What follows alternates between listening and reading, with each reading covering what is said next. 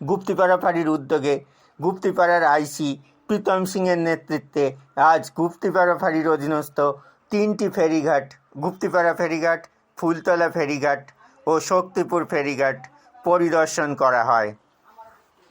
পরিদর্শনকালে ঘাট মালিক, ফেরি চালক ও মাঝিদের সঙ্গে কথা বলে বর্তমান পরিস্থিতিতে জ্বালানির সাশ্রয় ও সঠিক ব্যবহার নিশ্চিত করার জন্য প্রয়োজনীয় নির্দেশ দেওয়া হয় হুগলি গ্রামীণ পুলিশের পক্ষ থেকে। প্রসঙ্গত উল্লেখ্য, বিশেষভাবে জানানো হয় যে জ্বালানি সাশ্রয়ের উদ্দেশ্যে ফেরিগুলোর অপ্রয়োজনীয় যাতায়াত বন্ধ রাখতে হবে, অর্থাৎ যাতায়াত যতটা সম্ভব কম রাখা হবে। অতিরিক্ত যাত্রী বা অতিরিক্ত বোঝা বহন করা চলবে না এবং জ্বালানি কোনোভাবেই অবৈধভাবে মজুদ রাখা চলবে না, সে বিষয়ে পুলিশ থেকে সতর্ক করা হয়।